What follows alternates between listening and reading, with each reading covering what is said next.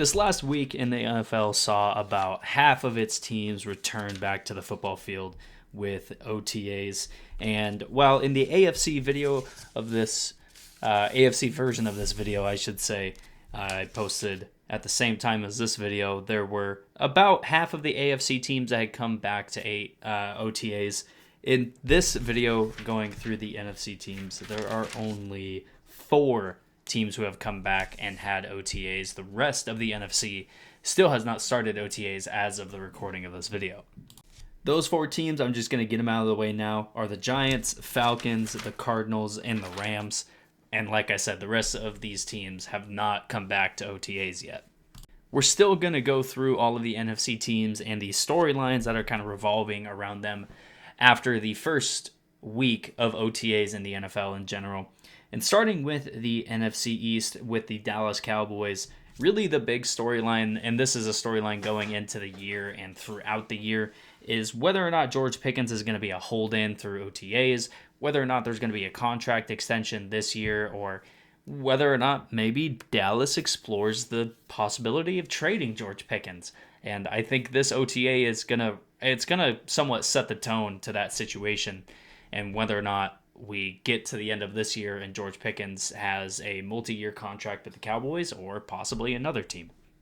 For the New York Giants, they have a lot of guys coming back from injury this year, and they are welcoming in the first year under John Harbaugh as the head coach of this team and one of the, probably main voices with GM Joe Shane, who himself just got a new contract with the New York Giants. And like I said, I think one of the big stories for the Giants is these guys are coming back from injury as well. You can think of guys obviously like Jackson Dart, Cam Scatabo, but there's guys littered throughout this team who ended the year last year injured or suffered injuries throughout the year that kept them limited. And they're just happy to be a little bit healthier and go into this season hopefully fully stocked, possibly without Malik Neighbors at the start of this year. He's another one of those guys coming back from injury, and he's a guy that hasn't come back yet, and that's kind of going to be the story throughout this OTA, and once we get into training camp, is the health of Malik Neighbors. The Philadelphia Eagles, without starting OTAs yet, still have had a lot of their players in the news. There's been the obvious A.J. Brown saga, and whether or not he's going to get traded. These next 2 weeks are really going to be the first chance the team can actually execute a trade for A.J. Brown. And the Eagles are looking at a lot of options. There's reports about the Rams. There's reports, obviously, about the Patriots. There's been reports about a lot of teams. Off of the field, defensive end and edge rusher Nolan Smith ended up getting arrested for reckless driving last week. Just, obviously a bad sign. Not going to really speak about it too much, but just, that's a bad thing to happen. And something that is still on the football field is Cooper DeJean possibly getting a position change. I feel like we somewhat heard about this last year because they have a lot of guys in that secondary that feel like they're either interchangeable or versatile. And Cooper DeJean is possibly one of those guys that could move to a more over-the-top role in that secondary. Now, while the Washington Commanders have not had OTAs for the entire team, they did hold a rookie minicamp earlier this year, like many teams do.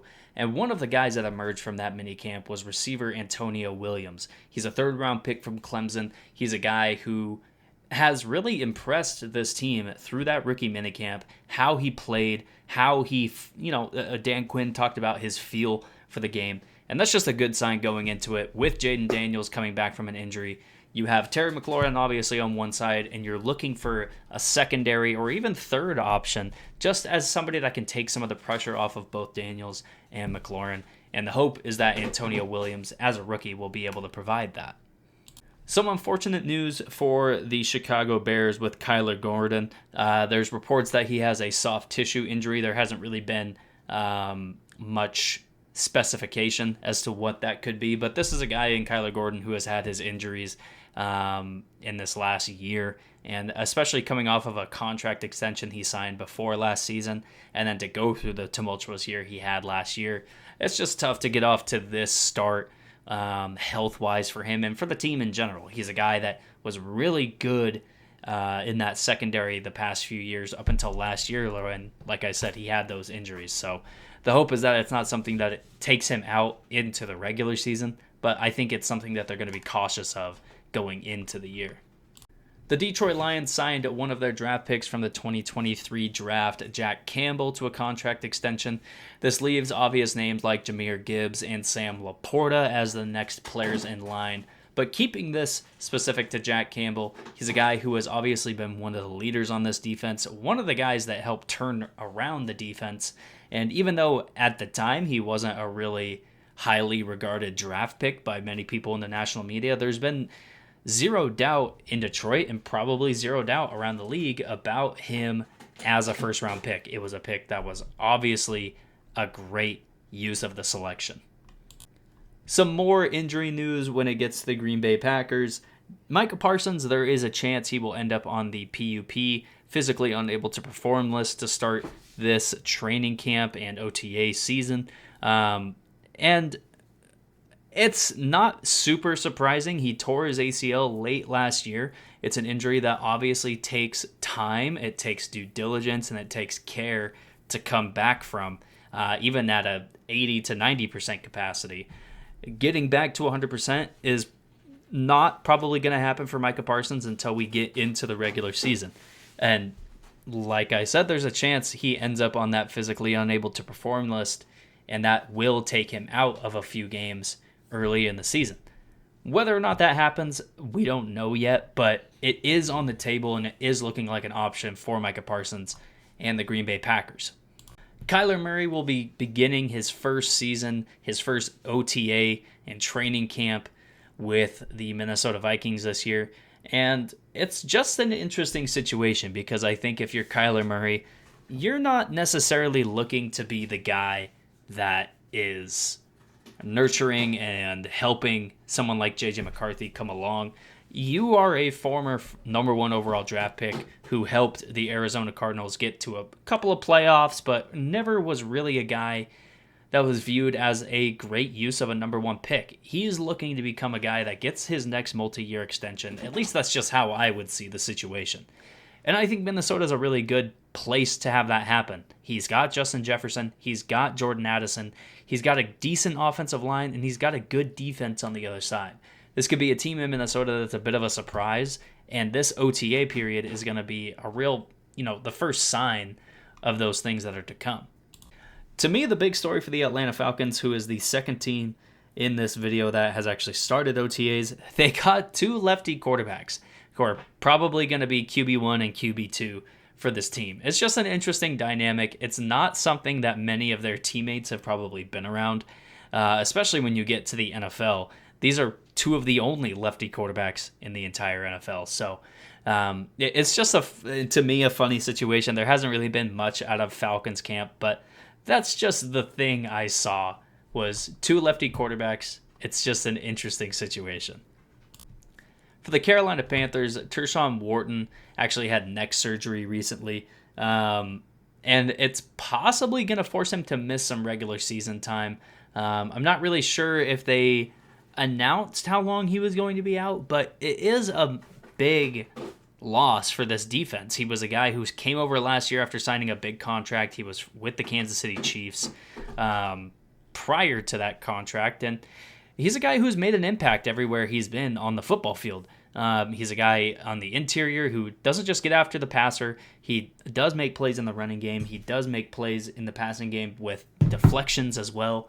So it's just an impact player who's going to be missed on this Carolina defense, one that is looking to take another step forward this year. For the New Orleans Saints, the interesting conversation around one of their long-term running backs, Alvin Kamara. They obviously signed Travis Etienne in free agency this year. They have made a lot of moves to try to get a guy behind Kamara for a long time, but now that conversation kind of shifts to how do we make this offense revolve around Travis Etienne. And unfortunately for Kamara, it looks like his time in New Orleans is coming to a close. There's been some reports that a possible trade is in the works, even though Kamara's contract could possibly deter those odds. But again, he's a guy we're getting into this OTA, late off-season period in the NFL. Kamara is one of those guys you could see possibly get traded to a team that feels like they're a contender and one piece away from making a championship run. And he could be something that fetches the New Orleans Saints some value in the end as well. And I think even if you look at it and you're like, well, we have to play Alvin Kamara this year, that's not a terrible situation to be in. If you give Kamara 50 to 60% of the snaps, and even some situations where you have him and ETN on the field at the same time, it could be something that helps a young quarterback like Tyler Shuck out in the long run. For the Tampa Bay Buccaneers, Bucky Irving is looking like he's going to be a full go for training camp this year. He's a guy who did suffer some injuries last year with his shoulder, and with Rachaad White gone now, it's going to be Bucky Irving, Kenneth Gainwell, and Sean Tucker. You kind of have all three phases of your running game with that, right? You have kind of your bell cow in Bucky Irving. You have your guy who's going to be the pass catcher in Kenneth Gainwell. And you have a guy in Sean Tucker who's going to be that short yardage situation. You have three really capable guys in that running room, and the guy who's going to lead it is Bucky Irving. And after a rookie year in 2024 where he really succeeded and kind of surpassed Rachaad White as that number one running back role in Tampa Bay, last year he had some injuries. It was one of the reasons that Tampa Bay did not get off to a good start and really finished poorly last year as well. And so getting healthy, getting that running back room back to whole is going to be going a long way in getting Tampa Bay hopefully back to the playoffs. In the NFC West, there has been the obvious Jacoby Brissett contract situation in Arizona. And honestly, if I'm the Arizona Cardinals, I don't know why I would sit here and try to dole out a lot of money to Jacoby Brissett, given the situation, given the circumstances. I would totally be fine with running Carson Beck out there, as unready as he might be to be the starting quarterback day one for this team. It might just happen. If Jacoby Brissett doesn't want to play under his contract, there's no reason to shell out a new deal for Jacoby Brissett. And so that's really been, to me, one of the most confusing situations in the NFL early is just this one.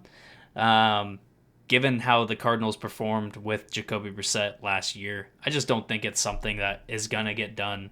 I don't think it's something that should get done. For the Los Angeles Rams, there's reports that they are in on A.J. Brown. Now, there's also been reports that they are possibly looking to trade Davante Adams. I don't know how true that part is. I would feel like them acquiring A.J. Brown would be more likely than them trading Davante Adams, but how they kind of set themselves up for the future with Ty Simpson. Whether you like the pick or not, he's the future quarterback.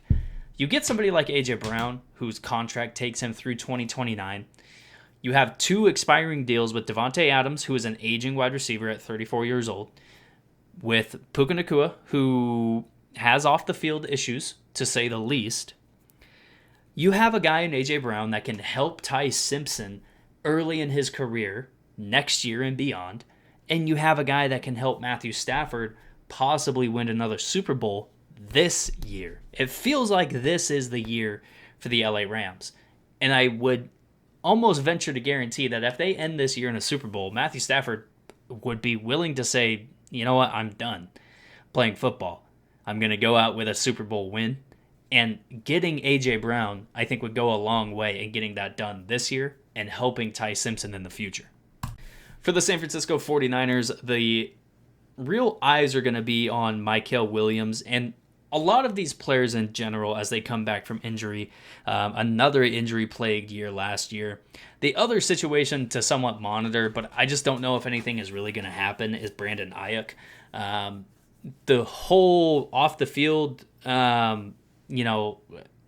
contract-altering actions by Brandon Ayuk, I just feel like where we are and what has happened, I don't know if anything going forward is going to happen. I think it's going to be this really long waiting game for the San Francisco 49ers to just kind of see what's available to them, what options do they have. But again, I just don't think any of those options are really presenting themselves now, and we could just be in for some sort of staring contest between Ayuk, the Niners, and any other potential teams. Wrapping up with the Seattle Seahawks, there is reports that they are not close on a deal with Devin Witherspoon for an extension.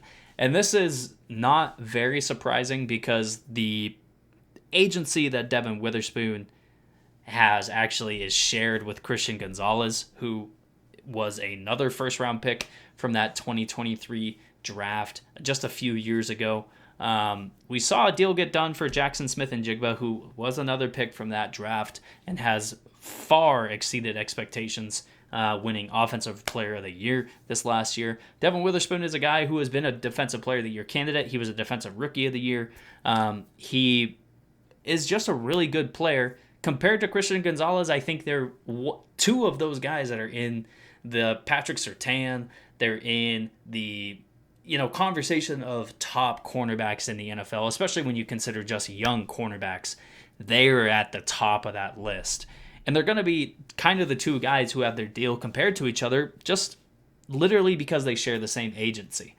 And so it's kind of going to be this waiting game, another staring contest to just see which deal is going to get signed first. Who's really going to take probably the lower deal first? Because whoever signs first is either going to get as much, if not more, than the first guy. That's going to be it for this video. Make sure you check out my video going through all of the AFC teams. This is going to be up at the exact same time as that video. So make sure you go like that video as well as this one. Make sure you comment, subscribe, and I'll see you in the next video.